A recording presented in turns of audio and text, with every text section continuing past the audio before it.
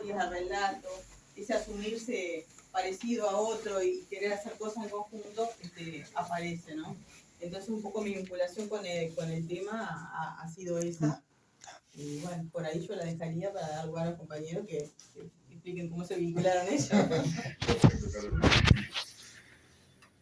Bueno, bien, bueno, en mi caso tengo que hacer dos apreciaciones en relación con esto. No soy escritor todavía, tengo un libro en el horno, y sí he escrito otro tipo de cosas, ¿no? Artículos, cuestiones, algunas cortas. Escribimos en algún momento así un libro sobre el Deportivo Gualeguaychú, que cumplía un club de fútbol. Mi relación con el fútbol y con todas estas cuestiones nacen desde un regalo de mi viejo cuando tenía 5 años con un futbolito. Yo soy hijo de un bolichero, o sea, y en ese entorno sucedieron muchas cosas extraordinarias. Yo a veces digo de que lo que los cafés fueron para los franceses, los boliches fueron para las pequeñas localidades. Porque fueron entornos de mucha riqueza, ahí estaban los paisanos, un montón de caballos atados en los alambrados alrededor del boliche, y que era un boliche céntrico todavía, ¿no? Y en ese entorno me parece que nacieron una cantidad de cosas, ¿no? Entre ellas los cuestionamientos que se daban entre los bolicheros, ¿no? O sea, ¿cuándo fue tal cosa? ¿Cuándo fue tal otra? Y eso, yo agarraba un grabador, lo ponía debajo del mostrador y empezaba a grabar cuáles eran las preocupaciones de los bolicheros, ¿no? Y a partir de ahí empezaron una cantidad de cosas más, ¿no? Una vuelta un compañero de clase en 6º año aparece con un cuaderno forrado con jugadores de fútbol en la tapa, y ahí empezó mi momento, digamos, de investigación. Empecé a coleccionar cosas relacionadas con el fútbol. Y también empecé a ir a la casa de veteranos a consultarle cosas. Ese fue el proceso más rico que he tenido, ¿no? De siendo niño, entonces, en el año 92, hace 30 y pico de años, me iba a la casa de los veteranos, y entonces, después, 2 años después, vengo de familia también. Otra cosa importante, y que por ahí también tengo el agarrar un poco de la historia, es que tengo tres familiares que se suicidaron. Entonces, mi padre, un tío y mi abuelo, entonces no sé por qué motivo tuve esa necesidad como de ir hacia la historia. Que me parece que la escritura, la investigación, estar ocupado en 50.000 cosas, de alguna manera en las que uno está, fueron como una terapia. Arranqué en el año 92, después escribí hasta para revistas deportivas, anduve en búsqueda de la escritura, porque también, si bien arrancamos copiando, después hay que hacer algo propio. Y bueno, y en relación con eso propio, va un poco por ahí. Quiero hablar ahora sobre la parte de 2 conceptos. Por un lado, el de la identidad. El tema de la identidad son conceptos, si bien son conceptos viejos, porque lo utilizaban los griegos y demás, surge de nuevo a partir de la descolonización. O sea, todo el proceso descolonizatorio después de la Segunda Guerra Mundial aparecieron los países, otros países, que marcaban de alguna manera el proceso ese de, bueno, queremos ser, nosotros somos esto, no somos lo que ustedes de la forma en la que ustedes nos ven.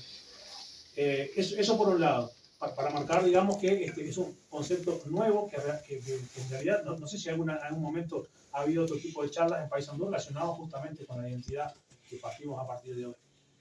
Por lo menos yo lo siento como que fue a partir de hoy. Y después el otro es el de lo local. Lo local también, ¿no? Lo local arranca en relación con esa cuestión, con esos otros lugares, digamos, que no estaban en el concierto nacional, y que, bueno, que también se empiezan a ver a sí mismos. Hay un Quebracho, en realidad, también estuvo en el marco de una investigación grandísima que después dio a su vez un investigador a nivel nacional que empezó a hablar sobre el desarrollo local.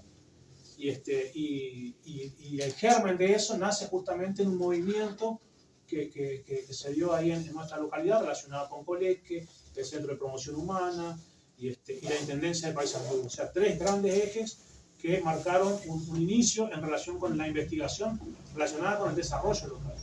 Entonces, también me parece bien interesante, o sea, hubo investigaciones a nivel país, Bella Unión creo que fue otro y otro lugar más donde fueron experimentos para la investigación social, más que nada, ¿no? Porque tanto la identidad como lo social parten de cuestiones más antropológicas, ¿no? Si bien el concepto de identidad está atado con lo idéntico y viene desde las matemáticas a otras ciencias, un poco por ahí. Bueno, y ahí resumo las dos grandes cosas. Perfecto. Me tocó. Bueno, quiero agradecer en primer lugar esta invitación de Eduardo, de Silvia, de Aida, por honrarnos con este gesto y esta amabilidad de poder al menos contar nuestras experiencias. Eduardo en un pasaje de la presentación decía que yo tengo un vínculo con la radio y con la televisión. Precisamente siempre hice radio y televisión, una suerte de purgatorio, que quiere decir que siempre hice para pocos. Preferí hacer contenidos, aunque tuviese uno en la audiencia, concentrado, que 2 millones distraídos. Y uno lo ve así, puede ser una cierta desventaja para lo que puede resultar el trabajo de un periodista, de un comunicador, que imagina un gran público. Yo imaginaba una platea siempre reducida. Y eso me llevó a hacer recorridos en los lugares donde yo me veía representado.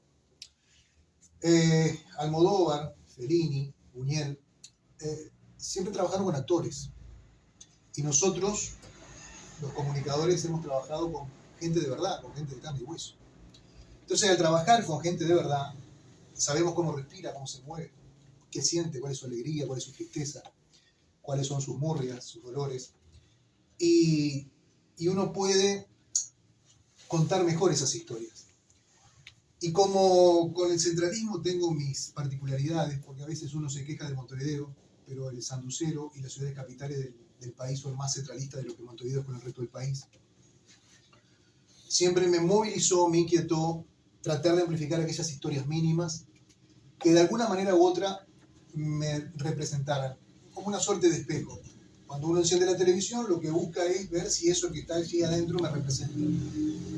Y a mí, a muy temprana edad, aunque parezca un poco extraño, porque soy un hombre de radio, un hombre de televisión, un hombre de la prensa, así como este hombre que trabajó en esos medios, va a decir que no lo representan. No me representan determinados contenidos que hablan para un público que me parece no entiende mucho el mensaje difuso que esos grandes canales o esos grandes medios de comunicación amplifican. Un poco en línea con lo que planteaba Oldemar, a mí desde el momento que comencé a descubrir que había un mundo del que no se decía absolutamente nada, del que no se contaba, siempre vi con cierta sospecha ese periodismo de la tragedia. El periodismo de la tragedia es que siempre piensa que va a tener una audiencia cautiva si habla de un accidente, de una muerte, de un incendio, y no sé si la mayoría, no tengo cómo medirlo, pero hay colegas que creen que el buen periodismo es ese. Y lo más complejo, y a su vez triste, es no darse cuenta que la vida pasa por otro lado. Pasa por aquel, en un pueblito en el medio de la nada, que sabe muy bien que si no le gana el sol todos los días, difícilmente el pan visite su mesa familiar. Se pierde de conocer por qué aquel niño entró llorando a un aula de clase en una escuela rural, y yo, muy ingenuo, siempre digo, iba a lo profundo del territorio, pero yo venía de lo profundo del asfalto. Entonces le preguntaba a la maestra, ¿por qué llora niño?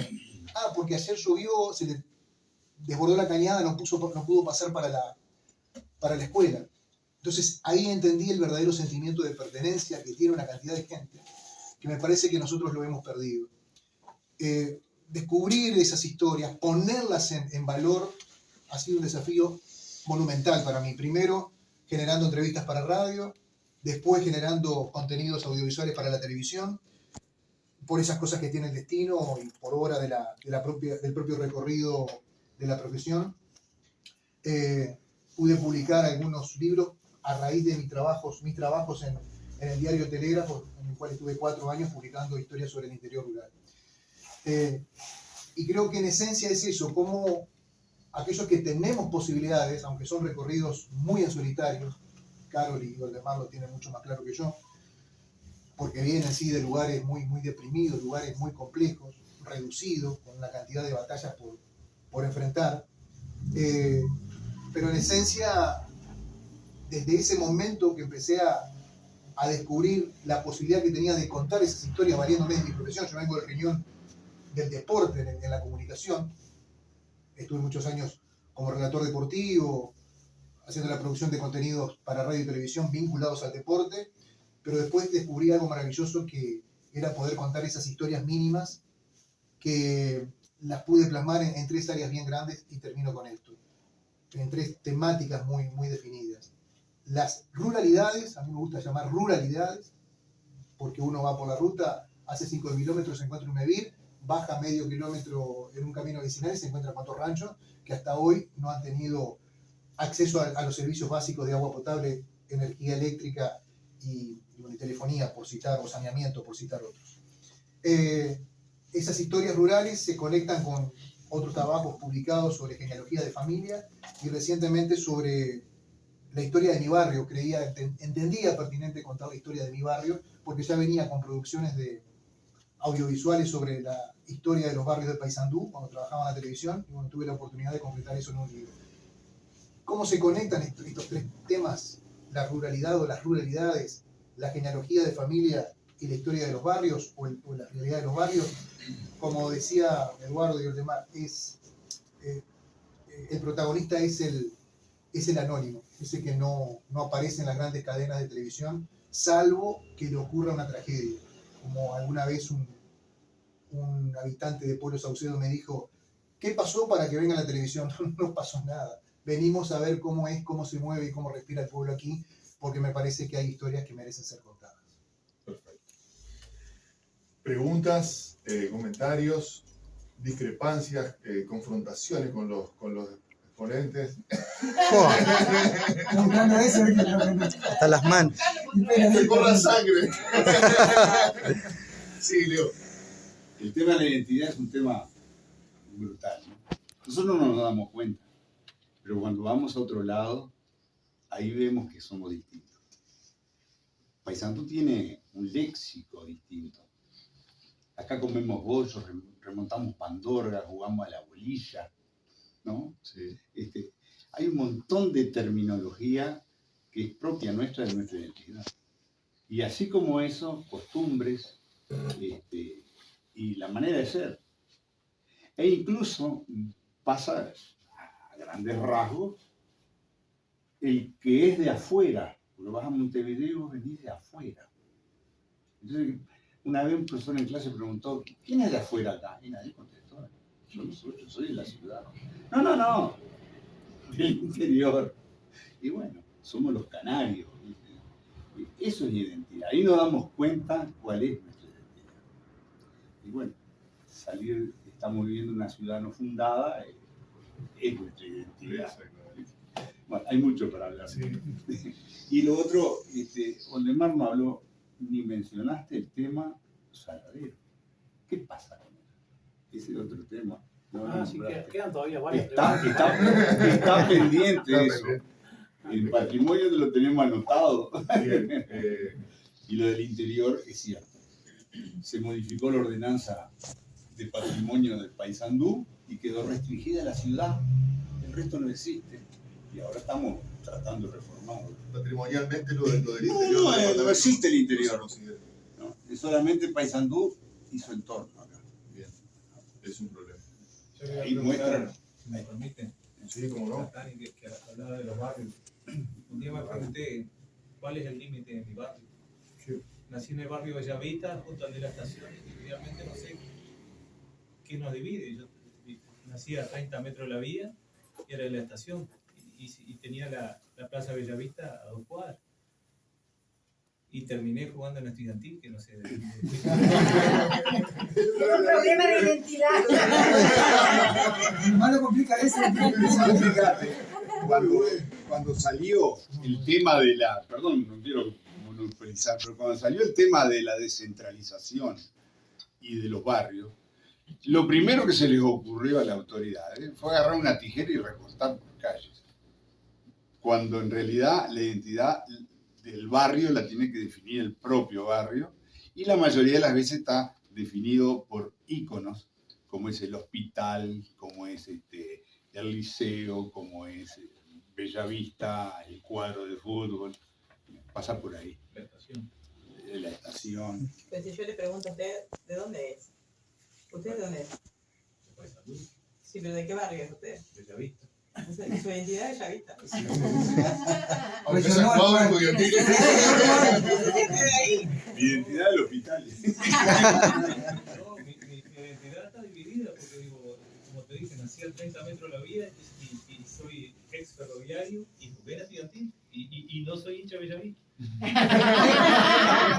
Está complicado. Sí, También pasa, me parece a mí, que uno tiene diferentes vínculos de pertenencia con los lugares por donde transita en su vida. Porque yo no veo la identidad como el lugar donde uno nace o el lugar donde uno vive, sino el lugar del cual, como lo dije hoy, uno se siente que pertenece a un lugar. Y puede ser, y en definitiva me parece que es algo muy subjetivo. No depende de un mapa, no depende de una descentralización, depende de donde uno siente que tiene un vínculo, que tiene un lazo, y yo pertenezco a este lugar y soy diferente de otro. Por ejemplo, yo nací en Pueblo Esperanza, le puedo asegurar que de Porvenir no soy, aunque mi casa era a 3 cuadras del Arroyo Sacra, que supuestamente es el límite entre los dos pueblos. ¿Por qué? Porque cada uno tiene su identidad. Después viví muchos años en Paysandú y ahora ya me llevo 40 años escribir este libro, no porque lo estuviera escribiendo, sino ocuparme de este tema, porque también es un proceso personal de cada uno a veces, en qué momento de su vida le parece que encuentra el vínculo para de alguna manera volver a las raíces, o qué es lo que lo lleva a hacer eso. Entonces me parece que las respuestas pueden ser como muy diferentes dependiendo de cada uno, y que la identidad muchas veces también está asociada a cuestiones que son, digamos, emocionales o afectivas, y no necesariamente históricas. Y una persona, si lo miramos en un contexto más global y lo comparamos con Montevideo, el ser sanducero es una identidad, pero de repente también siente que es de Quebracho, o que es de tal lugar, o que es del barrio Bellavista. Entonces, como que uno es la suma de muchas cosas, y en definitiva, donde uno se pone, me parece a mí, es aquel lugar donde uno siente que se vincula, o que hay un lazo, o que pertenece, no sé. Esa es como mi visión para hacer A una propósito de eso, Carlos, que decís del sentimiento, yo creo que hay una parte, y esto lo fui aprendiendo en el recorrido genealógico, hay una parte que es el hecho físico. Yo nací en este lugar y entiendo que, bueno, que mi entorno inmediato, el barrio, la ciudad, es como mi identificación, pero después, y esto nos atraviesa a todos, que es entender los recorridos de familia. Cuando yo era niño, iba de vacaciones a la casa de mi tío Pedro, a las afueras de Pueblo Porvenir, camino a la Colonia General, camino general a la Colonia, que va hasta a la Tentación y a Celestino. Imaginarán ustedes ver llegar a un niño, mis primas se escondían, los perros pedían asilo político a las chacras vecinas, La las gallina vacas... ponía los huevos, siempre cuentan los huevos. Bien. Los capinchos. Era una cosa tan insólita, y yo era una cosa... Y me sentía que pertenecía a ese lugar. Ahora, cuando hice otro recorrido de la genealogía del lado materno, me encuentro con que las familias fueron tan nómades que pude lograr entender esos pedacitos de ADN que llevamos cada uno de nosotros. Es una cosa que hasta a veces me arriesgo a decir, no tiene mucha explicación terrenal. Pero hasta la comida, uno dice, bueno, a ver, yo tengo la identidad de esta comida. Y no sé, porque yo de niño comía comida italiana, comida española y alguna cosa criolla camuflada, pero que tenía otras raíces. Entonces, a mí no me queda muy en claro eso de la identidad, porque como les decía anteriormente, uno va a la ruta 90, encuentra un Mevir, camina 1 kilómetro, hace el caminito vecinal y ya se encuentra con otra realidad que no tiene nada que ver con la que acabas de dejar un kilómetro atrás. Tengo algunas discrepancias con eso, ¿no? Pero Inclusive, es una experiencia personal, ¿no? No te la mano. Yo también, Silvia, después José y después Cabo. Yo hace muy poquito que hice una publicación porque nuestra villa de Salto somos No digan que salteños. somos salteños acá porque No, estamos en sí, problemas. lo voy a decir porque aparte yo soy salteña, pero nosotros no decimos somos salteños, nosotros decimos somos de Villa Constitución. Y nuestros hijos también dicen, nosotros somos de Villa Constitución. Pero yo conocí Paysandú, que conocí de niña y tengo un recuerdo vago que después dije, ay, yo era acá, que vine y comí el chajá y esto, y 7 años tenía. Pero cuando vine por Eduardo, que me trajo a Paysandú, yo dije, wow, yo voy a vivir acá. Yo siento que yo tengo que vivir acá y mi mamá me dijo, ¿por qué Paysandú? No sé. ¿Ustedes tienen algo que es impagable? Que es la sencillez. Paysandú, yo lo siento sencillo. Y a mí eso me atrapó. Y yo, si yo quiero vivir, varias veces lo hemos hablado en familia, volvemos a Salto, yo digo, no, yo no. Volvemos a la villa, yo amo la villa, pero yo no vuelvo a la villa, yo quiero vivir acá. Y me pasó eso de decir, no digas que sos de Salto, porque yo después que entraba en confianza decía, soy salteña. ¿Ah? Yo tengo algo que decir también, digo, con respecto a eso, porque yo soy de Río Negro. Y Paysandú pero después cuando... José dijimos, ¿no? Claro. Yo, por ejemplo, me paso un montón de cosas escuchándolo, ¿no? Porque yo soy de Chapicuí, ¿tá? Vos vas por Casi ahí... todo el departamento representado. ¡Qué bueno! Sí, sí, sí, en la charla. Actualmente vivo en Casablanca, ¿no? Entonces, digo, sentado al lado de París también. Vos tenías el otro momento. pero a mí me pasa algo que digo es raro, porque vos vas por ahí, a otro departamento, y si soy de Chapicuí, ¿dónde es Chapicuí? Yo conozco Paysandú, ¿no conoces Chapicuí? No. Bueno, la entrada, el pueblito que está a la entrada de la meseta. O si no hablas con otra persona y decís, ¿dónde queda? Y la que te queda decirle, vivo entre las dos termas. Entonces, y me vengo para acá y nací en Salto. O sea, nací en Salto, viví toda la vida en Chapicuí, entonces como que yo creo que Chapicuí, y lo defiendo a muerte, no lo cambiaría por nada. ¿Tá? Pero voy a otra realidad, me dicen, vos te mudaste a Paysandú. No, yo me mudé a Casablanca. Entonces yo como que los lugares me los adueño y dicen, es el mismo lugar. No, no es el mismo lugar, pero es en el campo. Pero Chapicuí no es el campo y Casablanca no es el campo.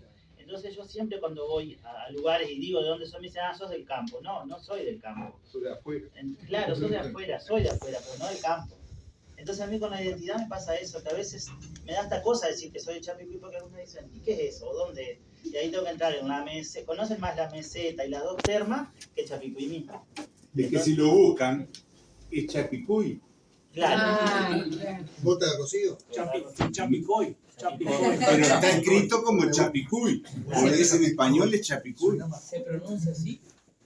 Chapicoy. En realidad es Chapicuy, es lo que todo el mundo conoce. Pero la escritura es Chapicuy. Como Uruguay. Vos vas al Chuy. Vos vas al Chuy. Claro. Si vos lees Chuy, la toponimia es muy complicada. Sí. Eso de fuera, una cosita muy breve, eso de afuera y de adentro.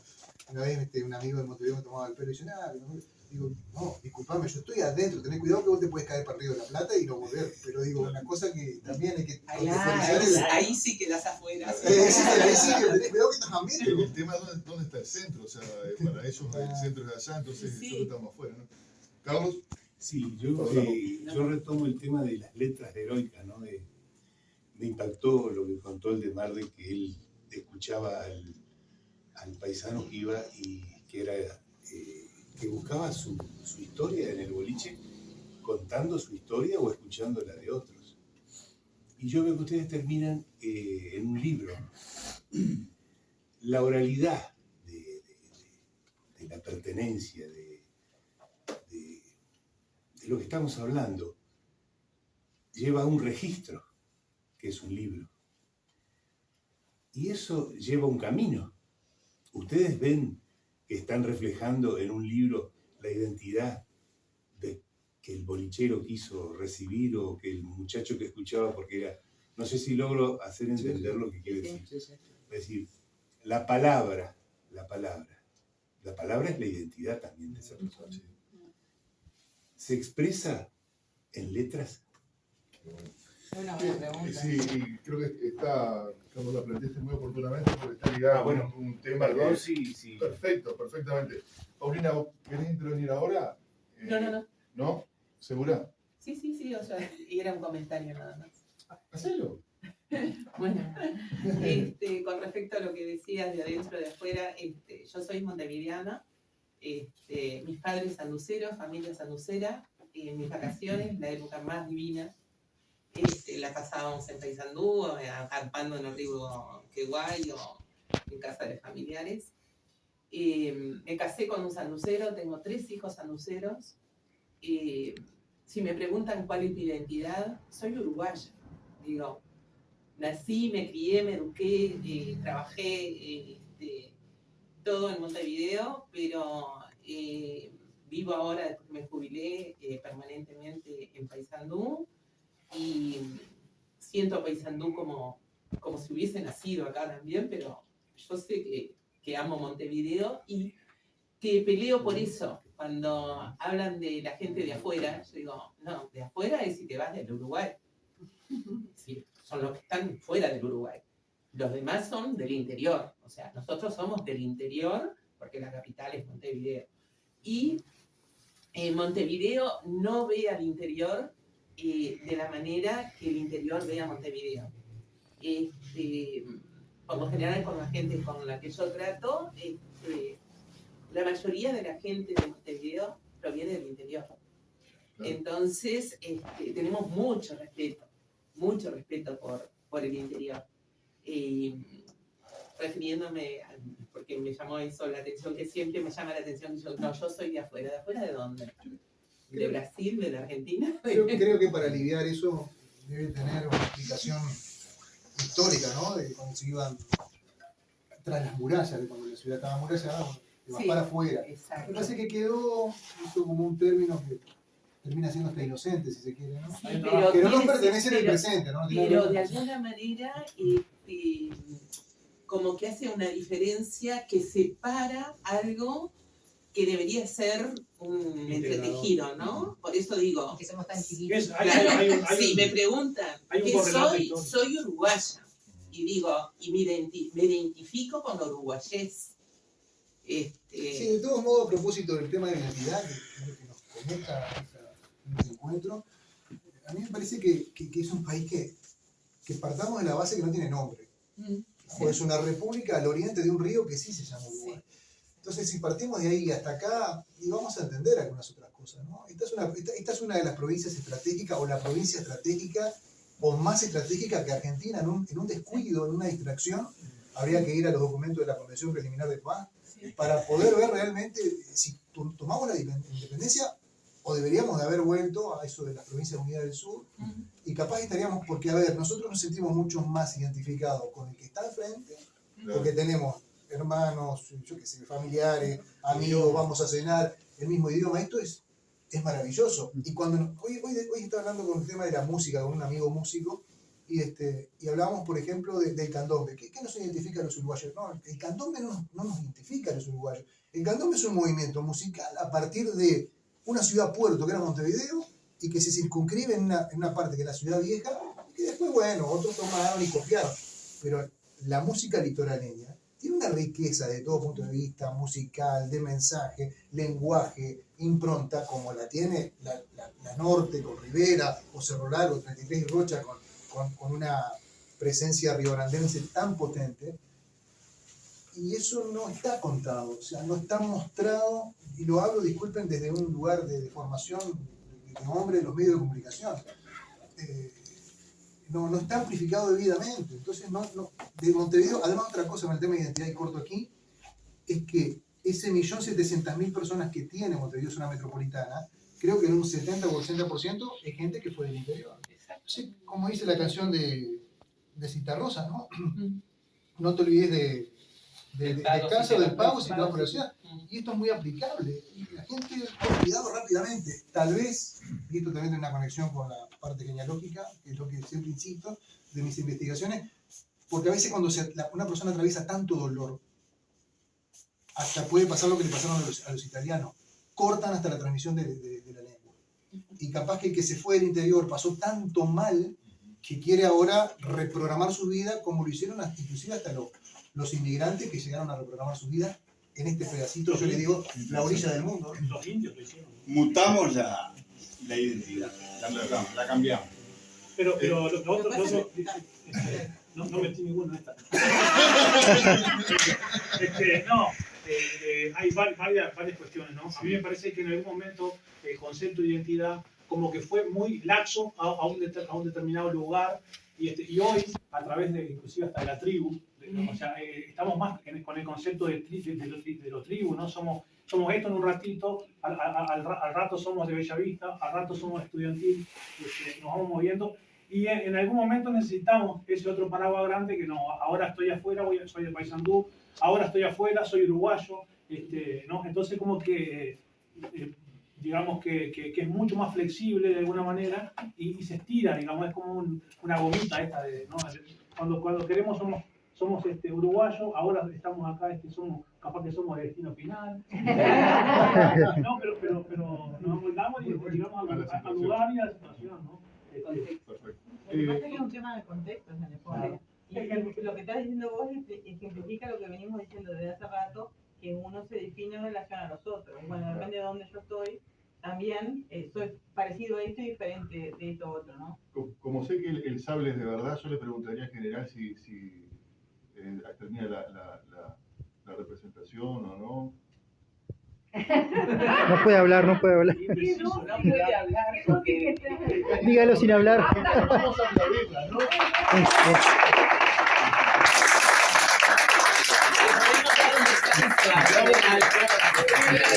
Hay un carrito por ahí, hay que ponerle moneditas acá. Ay, oh, qué divino. ¿Vas a decir algo, Mary? No.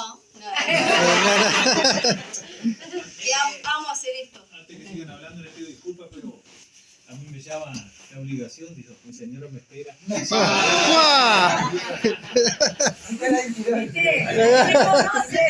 ¿De dónde es? ¿A quién perteneces? Claro. ¿A quién perteneces? Muchas gracias por haber venido. Bueno, gracias a ustedes y la verdad me hubiera gustado seguir. Pero mañana vengo a acompañar a Carlos, así que ¿Cómo no? estamos. Nos vemos entonces. ¿Saben que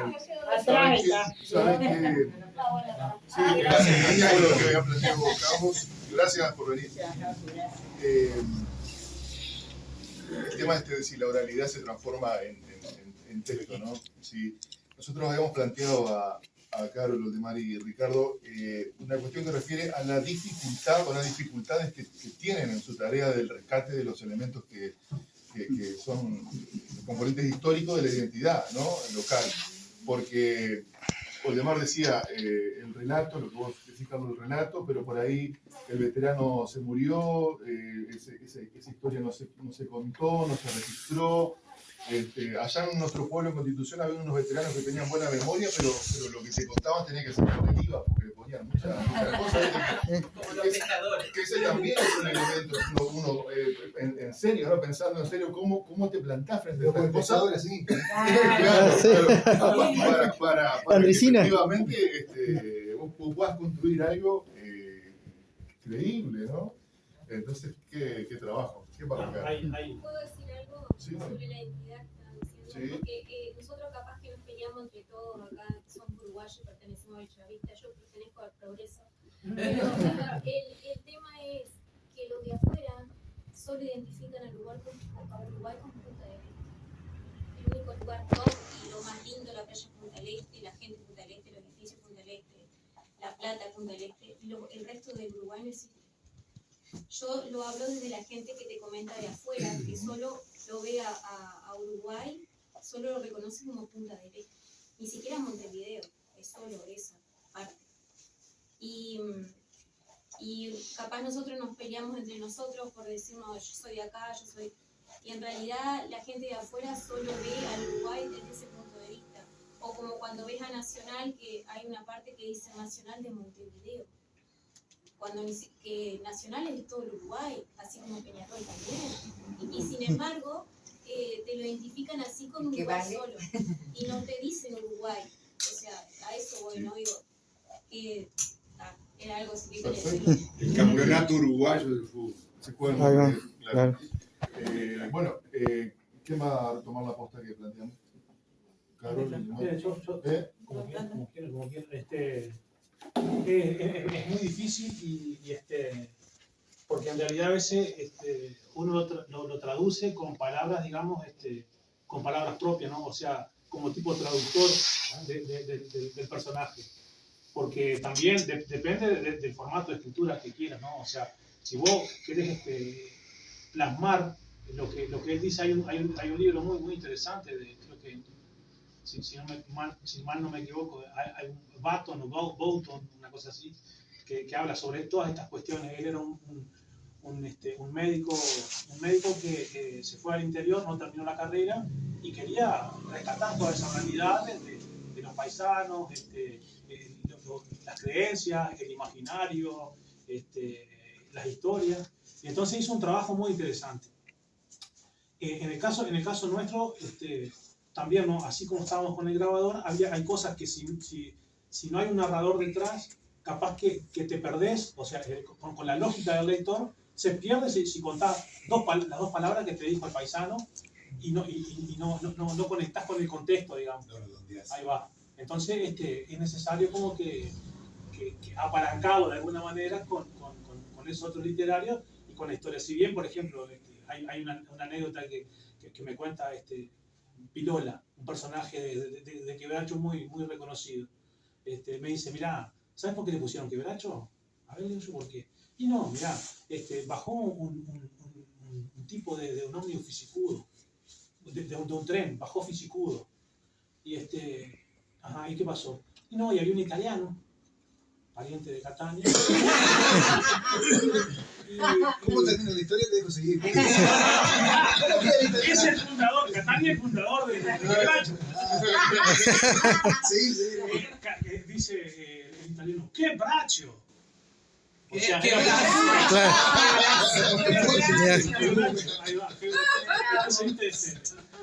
esa es la historia, digamos, jocosa de la localidad, ¿no? Pero después está toda la otra parte más, pero en realidad, o sea, cómo ese tipo de cuestiones también juega, si agregamos la parte del imaginario, ¿no? Cómo se imagina la gente que se fundó el lugar, que ahí aparece, ¿no? Por eso en el trabajo que estoy haciendo se trata de historias, que tiene que ver con la documentación y todo lo demás, los relatos, la memoria, ahí ¿no? la memoria del personaje, cómo vivió ese evento. Mi abuela y Pilola me decían, revoleando el poncho, o sea, no vayan en ningún momento a revolear el poncho rojo. Porque en algún momento parece que un paisano revoleó un poncho rojo y cayó un avión. El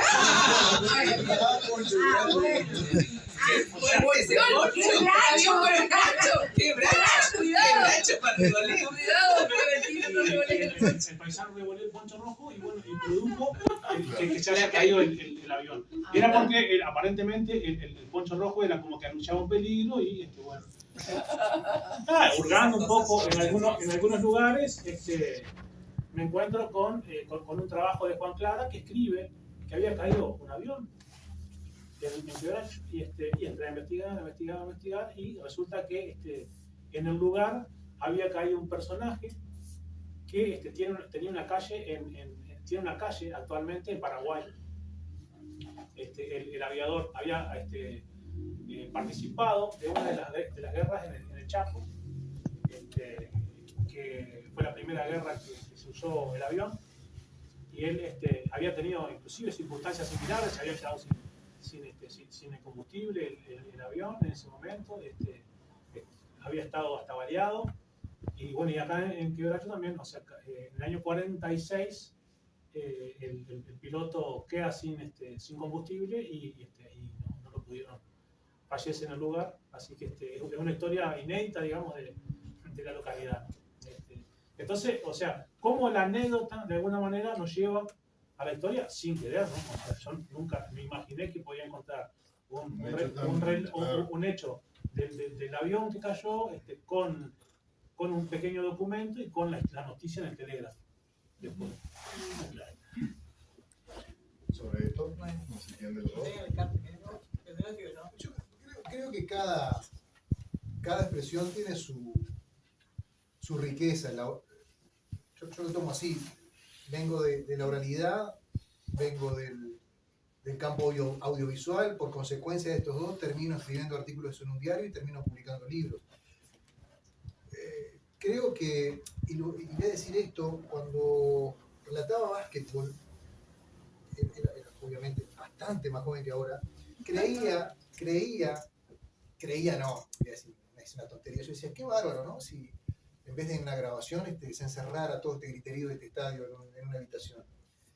Claro, ahora tenés la maravilla de internet que hace cualquier cosa y te concentra todas estas expresiones, pero la oralidad tiene su riqueza y tiene todo eso que explica Voldemar, que no lo va a sustituir, eso de aquello que se dice, una imagen equivale a más de 1000 palabras, eso no es así, técnicamente no es así, es un error conceptual, porque la imagen tiene que estar acompañada con algo, si no hay cosas que vas a ver y no vas a entender de qué se trata. Pero cada cosa para mí tiene su riqueza, porque, y a mí me atrapa mucho más la oralidad, por eso ven que soy bastante charlatán, porque me crié escuchando los radioteatros y a Luis Landricina. Y Luis Landricina, a veces uno ve el remate y queda esperando, y ese es el remate. Pero ¿qué es lo que lo atrapa a uno? La capacidad narrativa de la persona, es decir, porque este hombre que fue hijo de fulano y mengano, y eso es lo que te atrapa durante los 5 minutos que dura, y el hombre es brillante, no hay muchos, al menos unos cuantos cientos de miles de kilómetros a la redonda que tengan esa capacidad. Podría citar a Víctor Hugo Morales, o no sé, algún otro más. Pero la belleza del relato, la capacidad que tiene el atrapar con la oralidad, me parece que es muy rico. El libro tiene cosas que despierta otras, que es la imaginación, ¿no? Uno va leyendo una historia, imagina determinadas cosas, cómo ocurrió esto, mirá, o uno se mete en el personaje. Y después la imagen me parece que está mucho más acotada, la pondría en el medio de estas otras dos expresiones. Pero creo que cada una tiene su belleza. ¿Me permitís leer algo que creo que viene así? Si quiere redondeo la idea, yo le contesto la pregunta y yo no sé si se puede. Sí, se me olvida lo que quiero decir. No, a mí me parece, preguntando sobre esto del registro en un libro de las voces o de las historias, ¿no?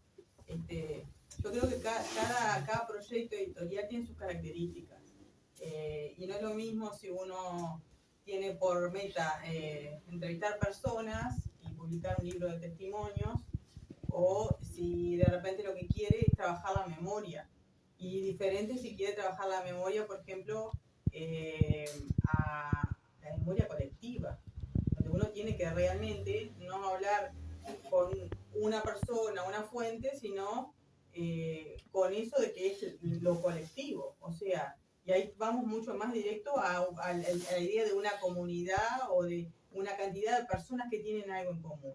Entonces, y estos temas también hay que diferenciar, porque una cosa es la historia, otra cosa es la memoria, y otra cosa es lo que decía los imaginarios o las leyendas, como decía Voldemar. Son dos cosas distintas y son todas cosas que seguramente están presentes en esa oralidad y que están presentes a la interna de las comunidades. Yo siempre digo, en mi experiencia, en toda sociedad, en todo grupo, por chiquito que sea, así sea un pueblo como el que da origen a este libro, hay guardianes, ¿no? Están los guardianes de la memoria. Personas que tienen de repente guardianes que pueden ser de registros materiales, de recortes, fotos, diarios viejos, cuestiones, no sé, un afiche del cuando se fundó la escuela o la asociación de tal cosa. Y están los otros que tienen los relatos, que tienen esa experiencia, que conocen del lugar, que conocen la historia de las personas, Entonces que sí, porque aquel, sí, y ahí pueden relacionar cosas que han pasado en esa comunidad. Y esas personas son perecederas. ¿Tá? Después están los que registran, los registradores, que tienen otro rol en esto de las palabras que terminan en un libro. Porque están el registrador es aquel que, todos nosotros en alguna manera, ¿tá? Que esa historia la escribe en algo, la filma en un celular o la pone en una foto, o sea, distintos tipos de registros materiales de cuestiones que van ocurriendo. Y después, yo digo, están los tejedores. ¿Quiénes son los tejedores? Los que ponen en circulación todo eso. Y son los que entrelazan esas historias entre las personas, que hacen que circulen, ¿no? Esos vasos comunicantes, que eso es lo que nutre la identidad en última instancia, cuando estamos hablando a nivel de una comunidad. Esa cuestión que está en común, que está en la historia oral o que está en los documentos. Y hay instituciones que también cumplen esa función. Por ejemplo, todas las instituciones que tienen que ver con la documentación, los archivos, las bibliotecas, los centros de documentación, ahí hay cuestiones del pasado. Pero está todo eso, otra cuestión oral, ¿verdad?, que tienen las personas y que hay que registrarla de alguna manera, porque si no, es lo que digo, como decía vos hace un rato, las personas desaparecen, se mueren y eso se pierde. Es un patrimonio oral que se perdió. Ahora, ¿qué pasa vinculando lo que decía Oldemar y también lo que decía Pedro Catani? Pedrito Catani. Que no te conociera yo. No, y es esto, con el tema de la memoria. Por ejemplo, este es un libro que recoge la historia en una parte, pero en otra parte recoge la memoria. Y está por separado. Una parte del libro y la otra parte del libro. Hay una parte que es documental, que está chequeada en los documentos, y otra parte que tiene que ver con esa memoria. ¿Y qué pasa cuando? Porque una cosa es reconstruir la historia, y otra cosa es reconstruir la memoria. Porque la memoria es afectiva y es simbólica. Es territorio de lo simbólico. O sea, son las representaciones que las mismas personas hacen sobre su pasado de repente, y cómo lo vinculan con su presente. Y ustedes saben que cuando uno recuerda, elige qué recordar, consciente o inconscientemente. Todos nos hemos criado en casa seguramente, donde cada Navidad, cada cumpleaños, cada vez que nos juntábamos, eran todas las mismas historias y ya las sabemos de memoria. ¿Y por qué se cuentan siempre las mismas y no otras historias? Porque uno, cuando rememora, elige qué es lo que va a contar. ¿Ah? Entonces, y eso no siempre es una actividad consciente. Porque también, y de repente, la misma historia contada por diferentes personas, ustedes saben que es distinta. ¿Está bien? Un teléfono descompuesto. ¿Por qué?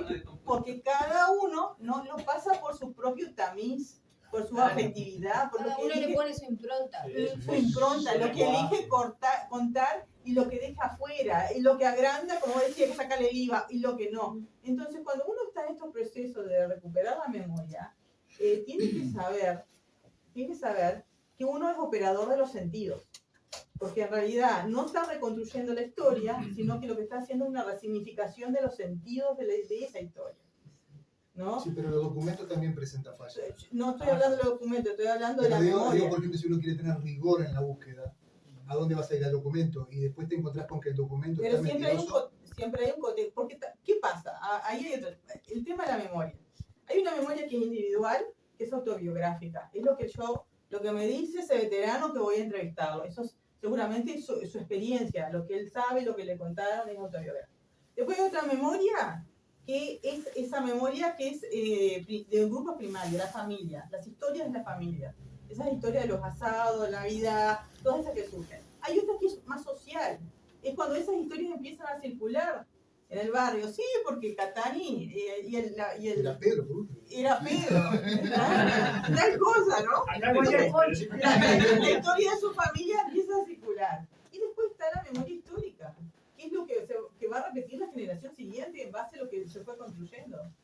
Entonces, ¿qué es lo que termina en este tipo de libros? Distintas cosas. Puede ser que sea alguna cuestión documental, que no, por supuesto que la historia que también se termina contando, a veces es hegemónica, y hay voces que se callan y no están en la historia. Entonces, ¿cómo la recuperamos? Entonces ahí confrontamos, no, de repente el documento, bueno, pero hay una historia que dice que fue diferente, hay otra cosa documentada, ¿cuál es otra fuente? ¿Cuáles son las dificultades? el acceso a la documentación. Una dificultad que yo me he encontrado, ¿saben qué es? Trabajando en comunidad y recogiendo historias de las personas dentro de la comunidad, es el hecho de no darle valor cada uno de nosotros a las historias que cada uno de nosotros tiene. No creer que lo que yo tengo vale. Mira, ¿no? si yo te voy a Eso es contar. una característica del No uruguayo. creer que lo que yo tengo vale, y vale muchísimo. Y cuando empezás a, contar, a sumar la tuya, la aquel, la del otro, Hay una suerte de... y la pones todo en conjunto, dices, ay, que lo tiró. Me pasó, y con esto cierro. Este libro es producto de un proyecto que fue mucho más que el libro. Se trató de un año de trabajo en comunidad y un proyecto participativo. Y cuando yo digo participativo, ahí siempre hago un énfasis es que si uno quiere hacer algo participativo, tiene que ser participativo desde el día 1. No es lo que a mí me interesa, eso me interesa es consensuado con lo que la gente de ese lugar quería. Quería contar su historia, porque no era la historia que yo quería contar. Entonces, ¿cómo hacer? Ese es el gran desafío también, que el operador de los sentidos, el investigador, el que recoge, tiene que tener ciertas herramientas metodológicas y tiene que pensar cómo va a juntar todo eso y cómo lo va a escribir. ¿Cómo hacer para recuperar determinadas cosas? Un día, hablando de boliches, yo digo, si este es un proyecto que se hizo desde la biblioteca comunitaria. Si yo les digo que vengan a la biblioteca, estos veteranos no van a ir a la biblioteca. Entonces, si la montaña no va a Mahoma, va a Mahoma a la montaña. ¿Saben qué? Fui a hablar con el bolichero del pueblo. ¿Podemos hacer una velada acá en el boliche? Sí, cómo no, es que hay cosas, bueno, está. Y entonces vimos con el grupo que estábamos trabajando, el fútbol, que por acá salió, era una cuestión que movía mucho de la identidad local en ese pueblo. Entonces, digo, a ver, ¿quiénes quedan? ¿Cuándo se armó el primer grupo, el primer equipo de fútbol? Nadie sabía.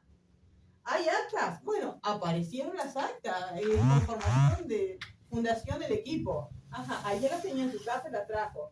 Vamos, ¿quedan futbolistas de esta primera generación vivos? Había 3. Vamos a invitarlos. Si yo no aparezco en la casa de alguno, porque eso también, ¿no? El tema del trabajo, de que te conozcan, de ver con quién venís. Entonces uno de ellos era mi papá.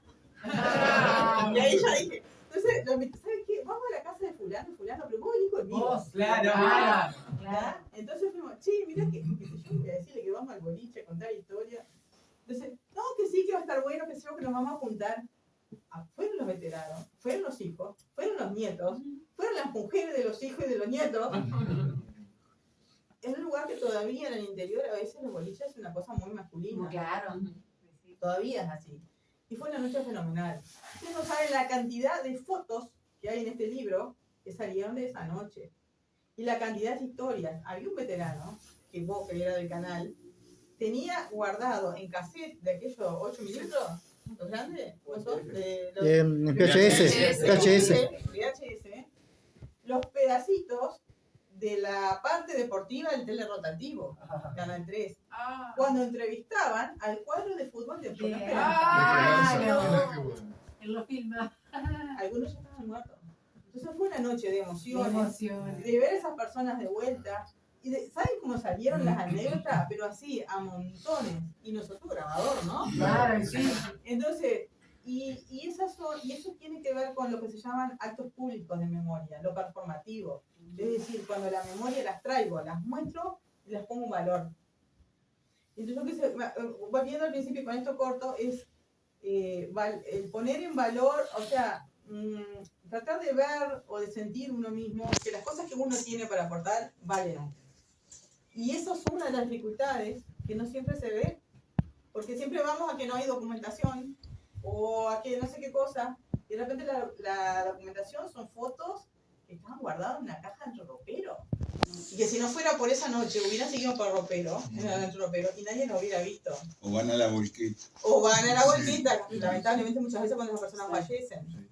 Y ese día una de esas personas, que no era mi padre, era uno de los otros, el tipo estaba tan emocionado, y ¿saben qué me dijo a la salida? Me dice, me paró, encima de una persona que tenía una discapacidad ahora para caminar, una persona mayor, la fuimos a buscar en el auto. Dice, ¿saben una cosa? Dice, esto tendríamos que haberlo hecho hace 30 años. Dice, si ustedes no vienen y no nos invitan, nunca se hubiera hecho. Y mi nieto no hubiera sabido nada de esto. Porque esa es otra. Nosotros pusimos los adolescentes, la idea era que hablaran con las personas mayores. Y lamentablemente en los espacios familiares a veces eso no se da. Entonces, o tiene que venir de afuera, o tiene que sacar a alguien el tema, y ahí salen las historias. Entonces, bueno, con esto termino, pero era la anécdota que quería hacer. En cuanto a que a mí me parece que esa sí es una dificultad. Que no siempre es muy fácilmente superable. Digamos. superable. Sí, conectando parte de lo que estás diciendo, claro, quiero agregar algo más. Napoleón alguna vez dijo que la historia es una ficción acordada por un grupo de personas y que eso significa que está en permanente movimiento. A mí me ha pasado de entrevistar a una persona un lunes, ir el jueves, y lo que me dijo el lunes ya no era eso. Entonces, y tenés que seguir buscando la manera de contrastar, como decía Carol, con otras entrevistas, si están hablando de un tema en común, hasta llegar a un punto de encuentro. A mí me pasó, por ejemplo, cuando estaba haciendo el libro de la Plaza Acuña, que en el diario estaba publicado de que había sido una empresa que tenía los talleres en el propio barrio, la Pérez Máquina, quien había puesto el monumento. Entrevisto a Andrés Manice, tercera generación de Manice Hermanos, y dice, no, pero digo, ¿quién trasladó el monumento? La piedra sola, granito blanco, granito, sí, que la trajeron del puerto, una sola pieza. Dice, no, y se fueron los camiones de la empresa porque abuelo puso los camiones. Digo, pero eso, ¿cómo me lo certifica? Y si yo era niño y lo vi. Entonces, me quedo con el relato de la persona y no con lo que había salido publicado. Entonces, hay otras anécdotas maravillosas. El día de la bandera, escribió una máquina, se le dio vuelta el 9 y el 6, quedó como quedaba. ¿Quién iba? No, pero el día de la bandera, ¿cuándo es? Sí, dejalo ahí nomás y eso no va a modificar nada. Entonces, a lo que voy es que una cosa es el profesor de historia y otra cosa es el investigador. Los investigadores tienen mucho trabajo por hacer porque al estar en movimiento la historia, creo que es necesario enfrentar, mirá lo que voy a decir, al relato global de Hollywood. Porque nosotros tenemos un relato de Hollywood. Ahora están haciendo un revisionismo histórico en Rusia, en Estados Unidos, ¿por qué? Porque los norteamericanos, en un 77.7% de una encuesta callejera que hizo una cadena internacional, dijo que fue Estados Unidos quien liberó en la Segunda Guerra Mundial, cuando los rusos ya habían hecho lo suyo en el este y el desembarco en Normandía fue para la foto. Entonces, ojo con eso, porque seguimos una cosa, repitiendo cosas hollywoodenses. Hollywood te ha hecho llorar, te ha hecho creer que el mártir era el soldado norteamericano, que la liberación tal fue, y ahí habría que dar patas para arriba todo porque realmente necesitamos un revisionismo constante. Eso que me pasó de que entrevisté a un hombre un lunes, el jueves me dijo otra cosa, está pasando permanentemente. Y es una cosa maravillosa que creo que, a ver, nosotros podemos hacer cosas muy concretas, muy mínimas, no tenemos el alcance global y la distribución que tienen las grandes cadenas internacionales. Por eso, como hombre de los medios, me quita un poco el humor ver que tenemos una construcción hollywoodense de la cosa y con documentos que hay que revisar. ¿Por qué? Porque los documentos también fueron escritos por hombres de carne y hueso. Y esos hombres de carne y hueso, cuando estamparon su firma o pusieron sus sellos, también tenían sus intereses. Entonces, el desembarco libertador de la Graciada, libertador, si fueron dos chalupas, y eran desde orientales, argentinos, mozambiqueños, brasileños perseguidos por la justicia, y eso la historia lo tiene descrito debidamente, no. La sangre de charrúa. La sangre de charrúa.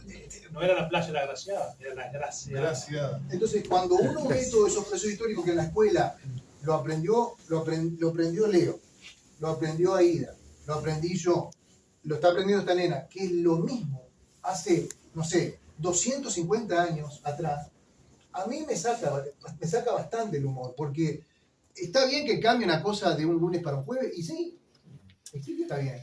Pero por eso es un desafío y un camino muy en solitario. ¿Cómo? No necesariamente. No necesariamente.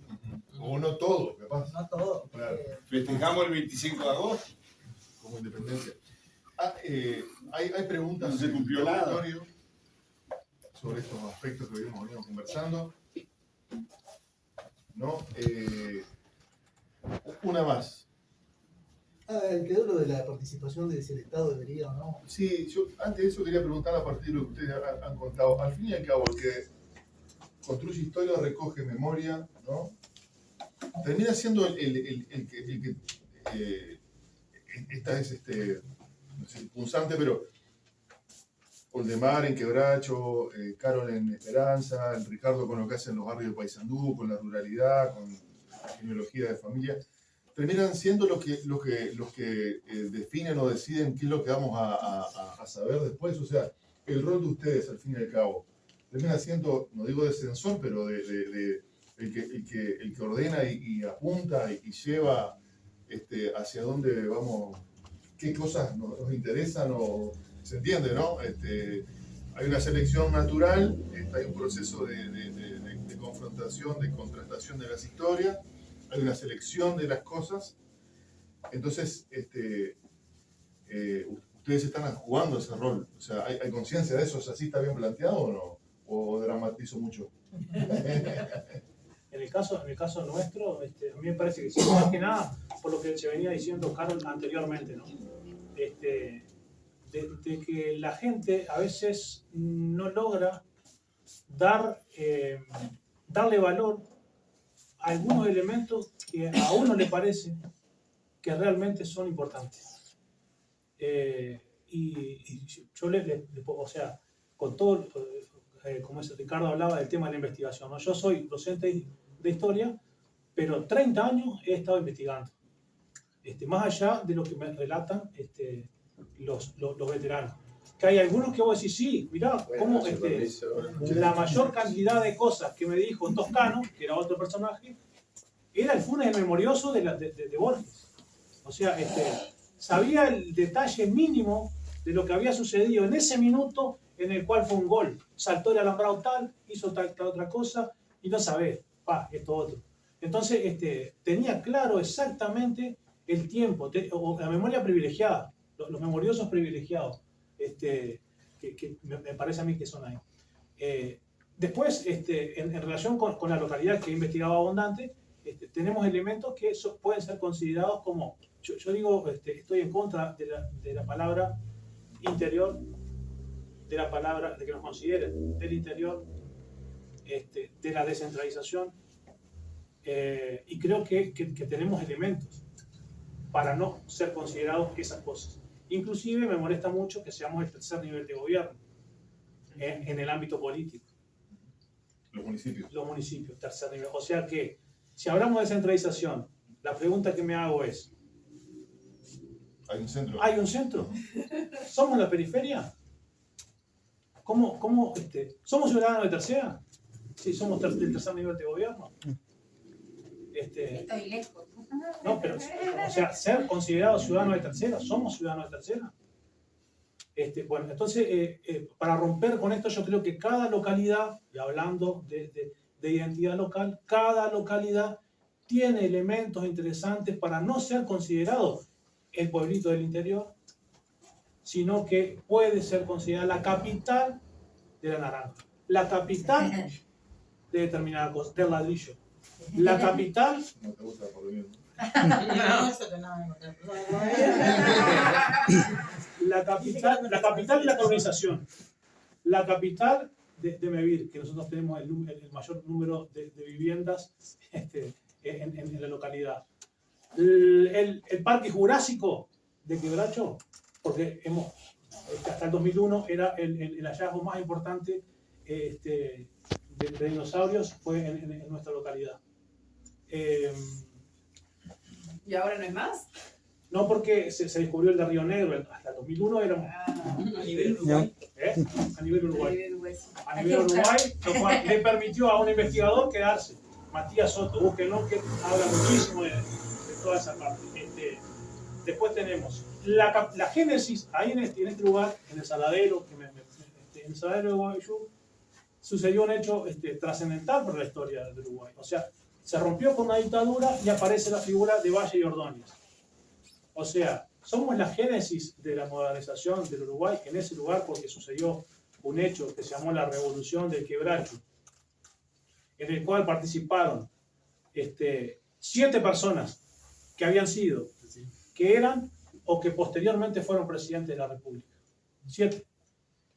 Entonces, me parece que hay elementos como para poder considerarla capital de la colonización, que es el lugar donde hay mayor cantidad de colonias a nivel nacional. Y bueno, y así una cantidad más de titulares que podrían ser para determinada cosa la capital de teníamos hasta hace un par de años el festival más antiguo en continuidad del país, el Cantando al Calor del Fogón. Ahora nos pasó Durán por no lo hicimos 2 años, nos pasó Durán. Y así un montón de otras cuestiones. Entonces, a lo que voy es a que hay cuestiones para poder considerarlo como capitales de otros lugares, considerando toda esta cuestión que tenemos, ¿no? Tenemos una identidad que a la gente les cuesta valorar eso, ¿no? O sea, cada vez que el Facebook ha sido para mí también una prueba. A ver, que sí, que no, que sí, que no. Porque los me gusta también marcan una cantidad de cosas, ¿no? O sea, a esto le gusta a la gente, esto no le gusta, porque le dan poco me gusta. Entonces, ese ha sido un laboratorio. El laboratorio de las personas, digamos, ¿no? De fluir, de ver si funciona, no funciona, si esto gusta, si esto no gusta. Y después, pero no todo lo que gusta, capaz. Después a través de encuestas, ¿no? A través de encuestas sabemos que el Saladero de Guayú es una de las cosas para explotar y más lo que la gente más ha votado de que es lo más importante que tenemos para la explotación del turismo. Y ahí en ese lugar, bueno, también millones de historias más relacionadas con ese lugar. Qué maravilloso sería si, lo planteo en uno de mis libros, si existiera una biblioteca a escala global con la historia de cada uno de los 8.000 y pico de millones de habitantes que tiene el planeta. Entenderíamos lo que estamos, ni siquiera estaríamos discutiendo lo que estamos discutiendo acá. Estaríamos discutiendo otras cosas, porque tenemos la historia contada de los que ganaron siempre. Un poco más, un poco menos, pero siempre están los que ganaron. Siempre tenemos una mirada de cosas que vos decís, hay algún matiz, no, pero sí, no un matiz. Hay otra historia mucho más, o igual o más potente de lo que contaron, yo qué sé, en un desembarco, en una conquista o en una colonización. Pero estas historias mínimas lo que creo que ayudan es a que las comunidades relativamente pequeñas puedan entenderse un poquito más. Y en cuanto a lo que decía Eduardo, si es que lo piden, que si alguien lo pide desde la comunidad o nosotros intervenimos, y cuando intervenimos, yo creo que son recorridos en solitario, por un gusto exclusivamente personal, porque a mí un día se me ocurrió, quise empezar no sé si por casualidad, porque me parece que no va por ese lado, pero un día me envían a cubrir un evento, ese evento despertó en mí la inquietud de decir, pero a ver, yo vine a un Congreso Nacional de Energías Alternativas en Quichón, está bien, esto termina en 2 días, ¿qué pasa después? A la semana me envían más lejos, a Salsipuedes, al encuentro con el Charrúa, y vine tan enloquecido que quería hacer un suplemento. Obviamente eso cayó por tierra rápidamente, pero claro, antes de lo pensado, pero estaba 2 páginas en el diario, todos los viernes era un buen comienzo. Entonces pude poner en la conversación de la ciudad una cantidad de cosas que ocurrían que a la mayoría, inclusive esto es muy triste lo que voy a contar, en mi entorno se mataban de la risa. Yo tuve que participar de producciones donde, ¿a quién le interesa que vas a contar? ¿Quién? El paisano que fue a caballo, a un acto, no sé. Pero es lo que dice Oldemar. Ese paisano que fue y se tomó una caña y le contó al otro, tal vez despierte o descargue el relato más importante que nos ayude a comprender otros procesos. No a que fulanito dijo, yo clavo la bandera acá y a partir de ahora este territorio pertenece. No, ir un poquito más allá. Pero es una suerte de catarsis El tema también es, en eso está planteando, para quién es importante. O si volvemos de vuelta a lo mismo que dijimos al principio, quizá, y con qué objetivo se hace la intervención también, porque si lo que estás dejando es que las mismas personas se reconozcan en el valor de las cosas que tienen, de las historias que tienen, quizás la valoración externa no es tan relevante. Y es relevante en ese círculo más próximo que se reconoce como parte de una identidad y no desde el círculo más grande y más exterior. Yo creo que siempre cuando uno se mete en estas cuestiones coincido que una cosa es por qué uno lo hace, que coincido que es personal, coincido también que es totalmente vocacional y muy poco rentable, si vamos al caso, porque además, y pensando en las comunidades, lo que yo veo es que hay políticas nacionales de cultura, y este evento en el que estamos forma parte de una política nacional de cultura que dio la oportunidad que hoy estemos acá y que este evento se pueda hacer. Las políticas existen, más o menos en un gobierno, en otro, pero están. El gran problema, y sobre todo para las comunidades pequeñas, las pequeñas comunidades, es cómo aterrizan esas políticas en el territorio. ¿Quién hace así y trae eso y lo pone acá? Ese es el gran problema. ¿Sabes cuál es el Y problema? entonces ahí lo que tiene que haber son o instituciones que lo hagan o esfuerzos personales que son los que terminan materializando estas cosas después. Porque si no, se pierde y son siempre los mismos los que terminan con los fondos concursales y toda esa otra historia que ya todos ya sabemos. Ahora, respondiendo a la pregunta de si lo que queda escrito acá y lo que uno decide es la historia que uno quiere contar, bueno, dependerá, me parece, muchas veces del objetivo que tenga el proyecto editorial en el cual nos estamos embarcando. Y ahí eso ya un poco como que flecha la cancha. ¿Para qué lo hago? ¿Qué objetivo me propongo? Intervengo con estas finalidades. Y después, bueno, ahí está todo lo que surge y cómo se ordena. Y sin reconocer que siempre hay procesos subjetivos, pero lo hay también en los diarios. ¿Por qué una cosa está en el titular y en la portada y otra va en el medio o al final?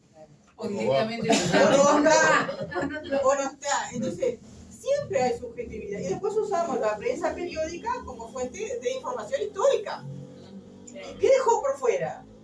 Entonces, siempre están los procesos subjetivos y también en esto. Esto es la investigación en general, en los procesos científicos de investigación, se llama reflexividad.